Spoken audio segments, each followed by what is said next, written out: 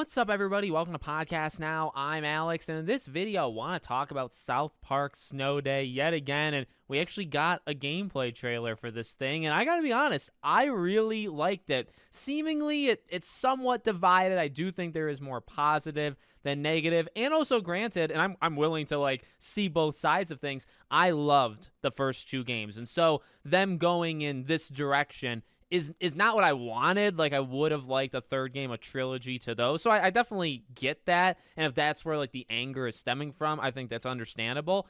But taking a look at this for what it is, it actually looks really fun. Now, there's a lot of people likening it to even South Park Way. There's a game way back in the day that's somewhat similar. When I see it, I think Fat Princess. Now, I don't know, number one, if that's a great comparison because, obviously we haven't played the game. But number two, I don't know how many people are know of Fat Princess. It was kind of a more under the radar. She has name recognition and I don't know, PlayStation All-Stars Battle Royale, but just generally, her games, I really like them. And I just don't think they were all that popular. But when I see this game, South Park, I think of Fat Princess. And honestly, it looks really fun. One thing I appreciate no matter what, and I do think comment-wise, from what other people appreciate, whether you wanted a trilogy or you're okay with what we have now, is the comedy, is the, breaking of the fourth wall.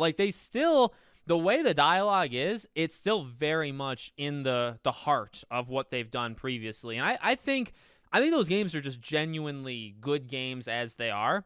But I think the relatability and the fact they're aware, they're very, very aware, and they do break the fourth wall. And obviously you have all pop culture references and references in general, but also you have these little jabs at games. And even at the end of this trailer, they talk about good luck trying to ruin this game. I'm sure you will. It's these subtle jabs where, we have to find something wrong. And it's true. We have to find something wrong with every game that's out there. So, no matter what you feel of the direction they chose, I think a couple of things the comedy and self-awareness and all of that, right? They kept that. And that is South Park just generally, right? But that is something that's still in this game. And I think that almost alone, can sell it, can make it at least good enough, right?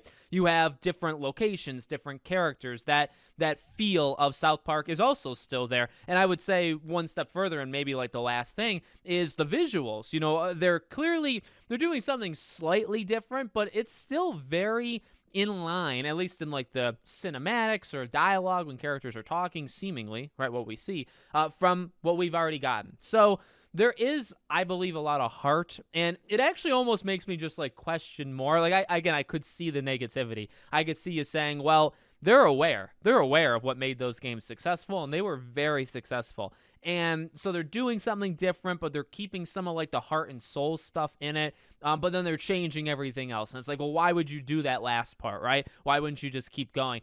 I feel the answer could be time and money and resources. I feel a game like this probably requires less effort, not even less, obviously it's still hard to make a video game. Let's say less time, right? Maybe a smaller team versus those games. Those games were gigantic. Those games were 30, 40 hour, if you do everything, you 100% it. They were meaty. And I don't think this is going to be, it's going to be meaty. It's just going to be in a different way, right? It's going to be more of the replayability, playing it with friends and stuff like that. And then when you look at the combat, well, again, Fat Princess is what comes to mind, but just the way, I will say the camera is weird. I don't know if that's legitimately the camera angle that we're getting in the game, or if that's the way they decided to present it in the trailer. Either way, it's odd, because I wasn't a real big fan. I imagine it being more top down, or maybe at an angle, but you're still above and you're still looking generally from up to down, right? That's how I feel. But they had it much more